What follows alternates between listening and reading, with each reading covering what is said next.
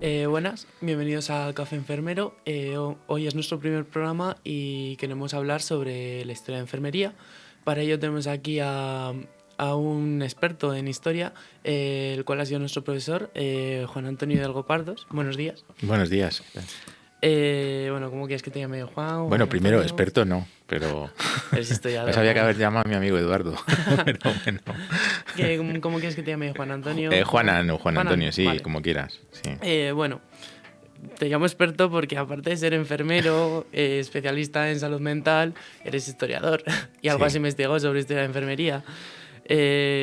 Aparte de tener pues diversos estudios y bueno, a día de hoy pues te dedicas a urgencias, ¿no? Sí, en atención primaria. Bueno, pues podemos empezar, pues ¿qué es para ti ser enfermero? Bueno, yo cuando empecé en esto pensaba que era una profesión, pero casi es como una forma de vida, ¿no? Porque en realidad estás en una cafetería, en una terraza y ves algo y tienes que ayudar. Así que enfermero pues es algo que te impregna y te llena y es algo que te hace ser así o te transforma, no sé. No es solamente ser una carrera más. Bueno, sí, es digamos un estilo de vida, ¿no? Sí. Sí. Bueno, Además nuestras conversaciones suelen ser bastante, cuando nos juntamos varias, bastante escatológicas en general. sí, vergüenza ninguna. Sí, sin ninguna. Bueno, en nuestro currículum, en el primer cuatrimestre hemos tenido la asignatura que no sé si has impartido tú, la de Fundamentos Históricos, Sí. y lo cual nos ha dado una visión general de dónde viene la enfermería, de dónde viene la historia de los cuidados. Y bueno, cuéntales un poco a quienes nos estén viendo por qué etapas hemos pasado los enfermeros. Bueno, es una larga historia, ¿no? De hecho, podría empezar por el final, porque hace poquito, hace como 10 años, ha habido algún investigador, tengo por aquí el nombre, Roberto Sáez, por ejemplo, aquí en España, que ha desarrollado el tema de la bioarqueología del cuidado y ha podido demostrar mediante un índice del cuidado, el Index of Care, eh, que ha existido atención de minusvalías y de personas necesitadas de ayuda y de cuidado desde el principio de los tiempos, desde que se tiene conocimiento de restos arqueológicos, enterramientos y tal. O sea que la enfermería ya científicamente se puede sostener que existe desde que tenemos concepto de nosotros mismos, ¿no? Al principio, por no aburrir mucho, hubo una etapa preprofesional, le hemos llamado, y luego después ya se consolida en una etapa más profesional, con una formación reglada y tal. Pero esa etapa preprofesional tiene en una primera época que es más tribal, más de clanes, ¿no? Que no tenía, por supuesto, ningún tipo de transmisión escrita y era todo transmisión oral, casi todo, ¿no?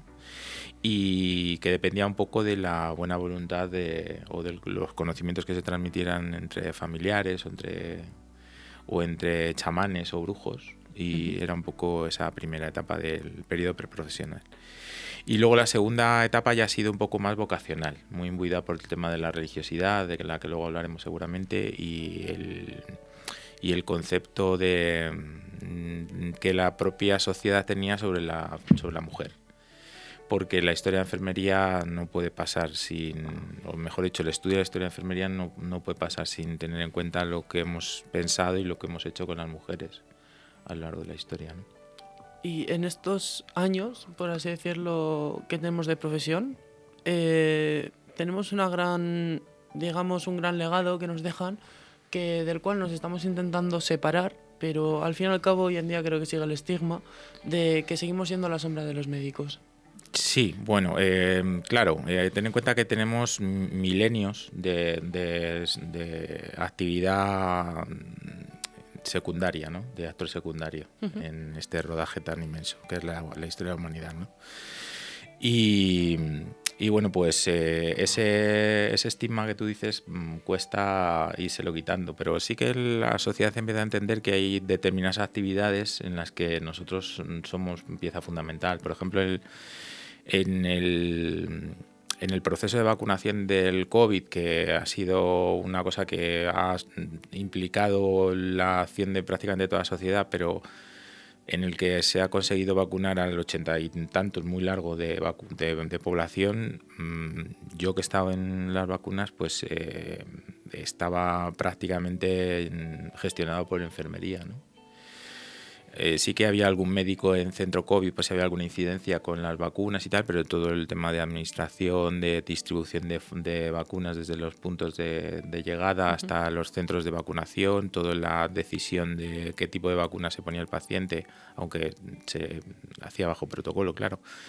El registro de la vacuna, incluso la propia vacunación, se hacía con la colaboración de enfermería o como enfermería como centro. Luego había muchos compañeros, auxiliares administrativos, celadores, pero aquí en el Perico Delgado de Segovia éramos prácticamente todos los enfermeros los que hacíamos todo, y no había ningún médico. Teníamos un médico COVID en otro centro.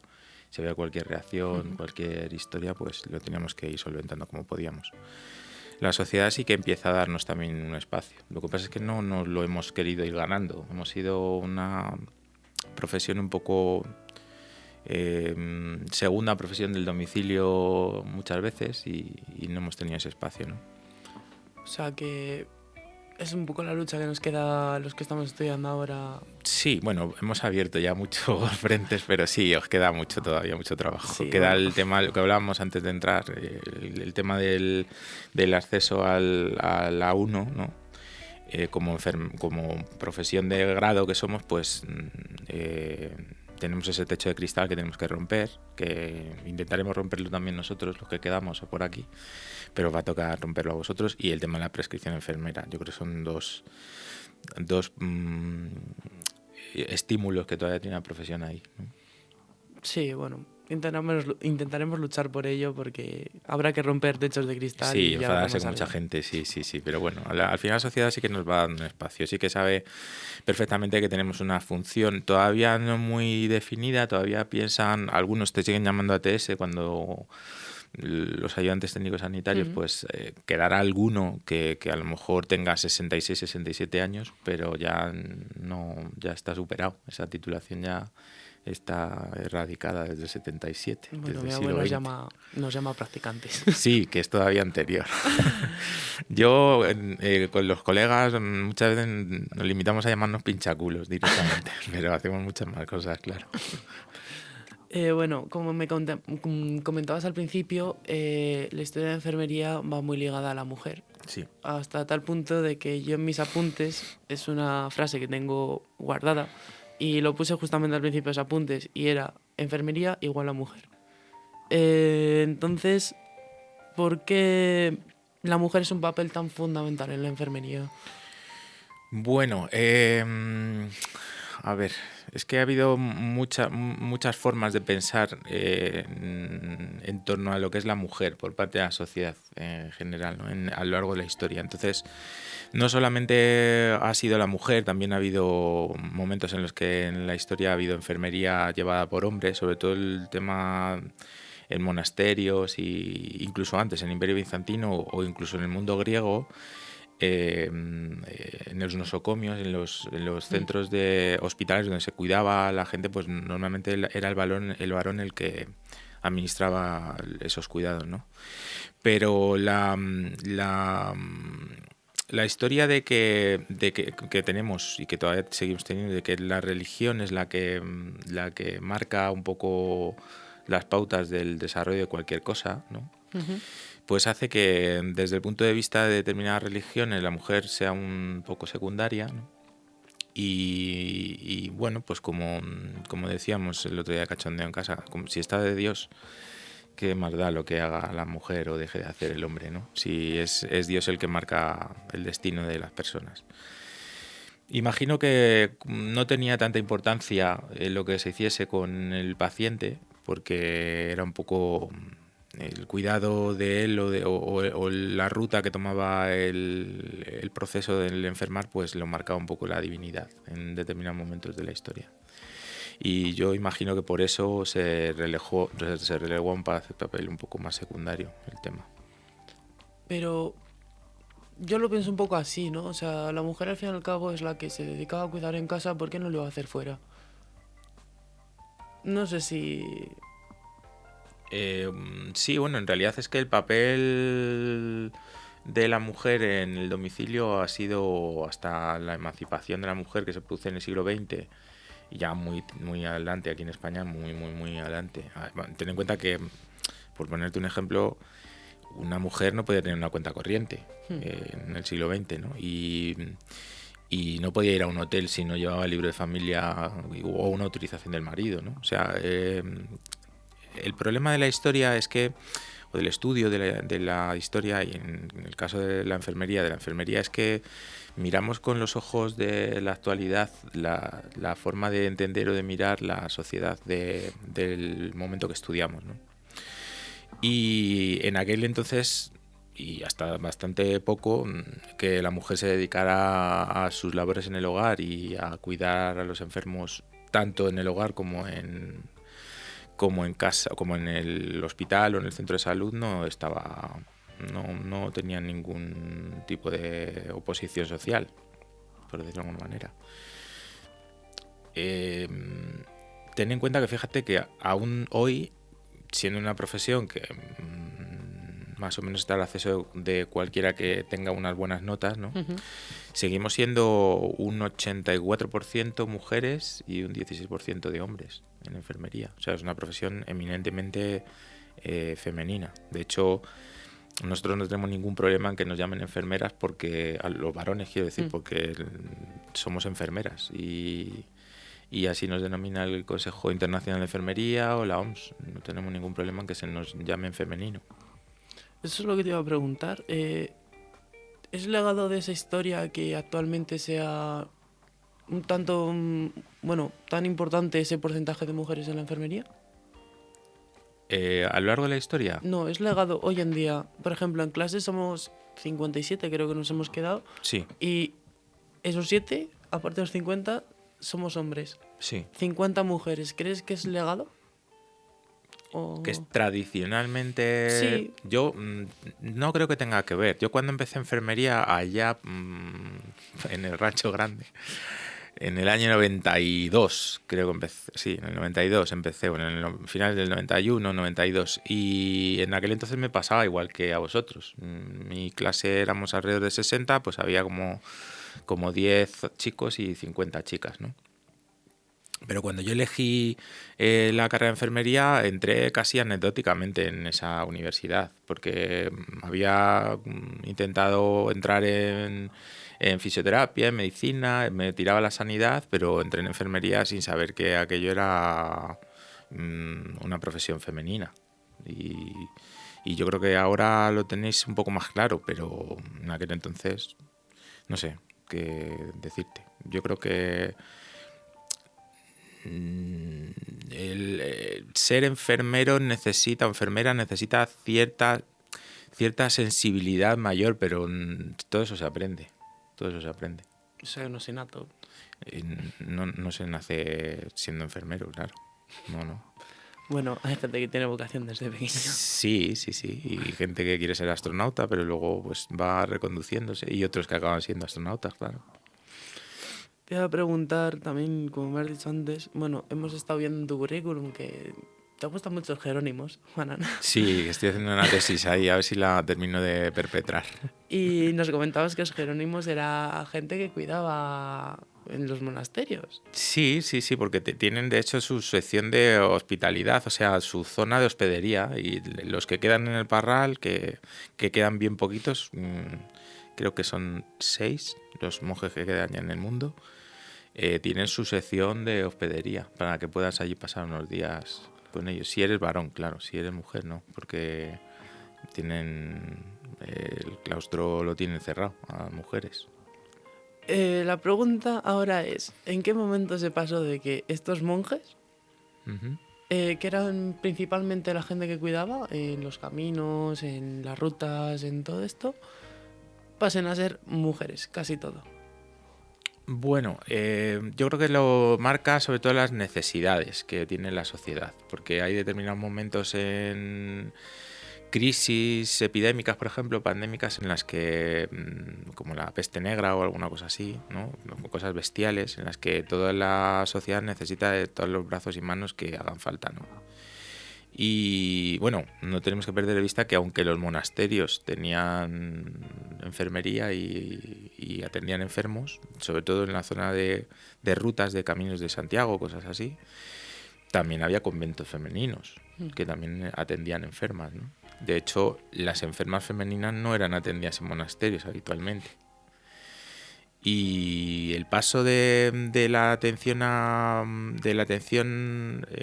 religiosa o por parte de religiosos a la mujer, pues siempre ha habido en realidad religiosos varones.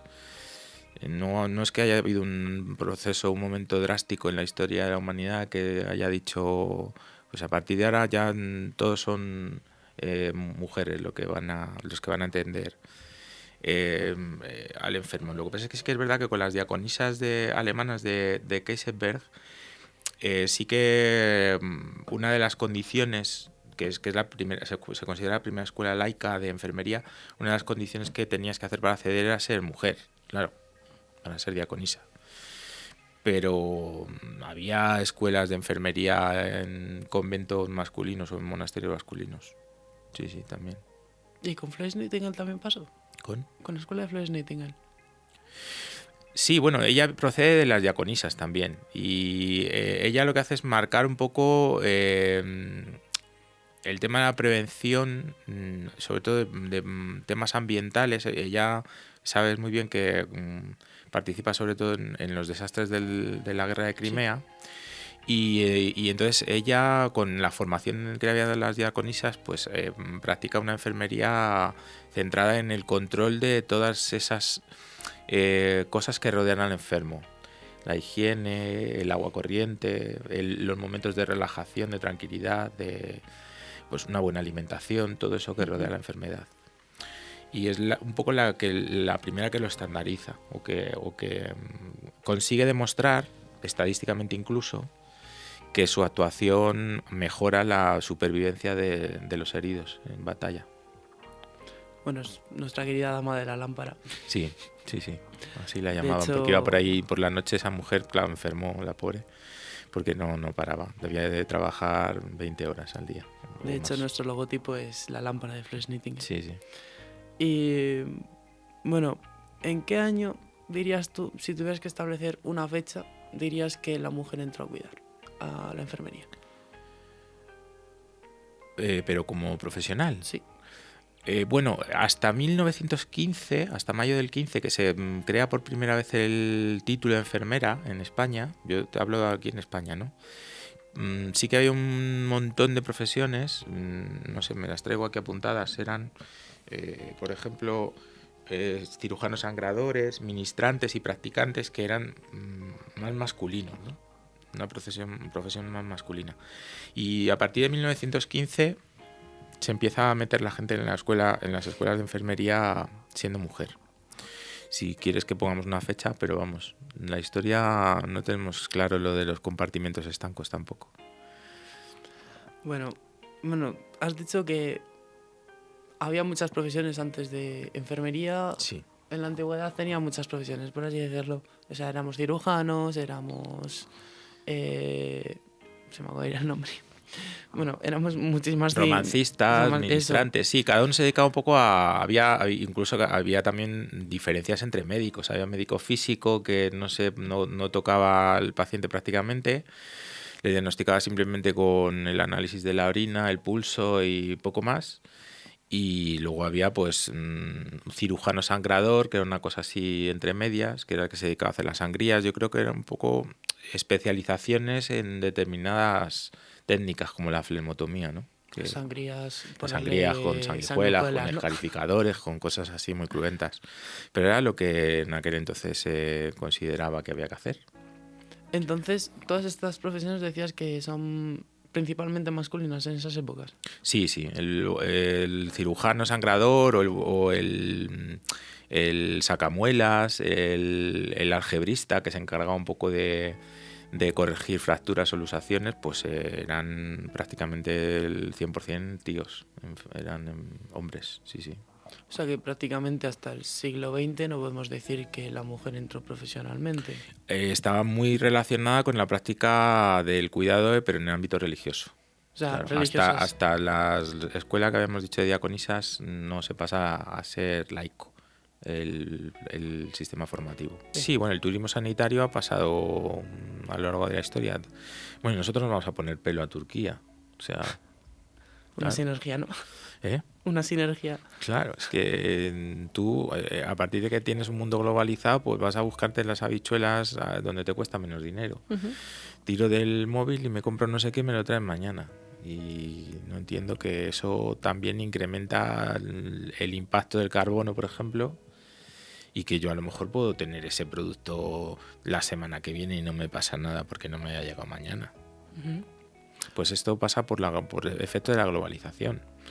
O sea, es oferta-demanda y... ¿Pero crees que sobrecarga el trabajo eso? ¿El turismo sanitario nos sobrecarga como sanitarios? Yo creo que no. Porque las personas que utilizan el sistema público de salud necesitan unos requisitos para utilizar ese sistema. No se puede venir, no sé, te pongo un ejemplo de un país X. No, iba a decir uno, pero no. De un país X, ¿no? Vienes aquí y piensas que puedes entrar sin tarjeta sanitaria ni empadronamiento ni nada, y entonces puedes entrar y operarte de una rodilla. Pues no, eso no puedes hacerlo. O sea, necesitas primero tener una tarjeta sanitaria, haber cotizado una serie de días o ser beneficiario y entonces ya ir al médico de cabecera, que te mande una interconsulta al traumatólogo, que te ve, que te valora, que tal. Y tiene un proceso de meses.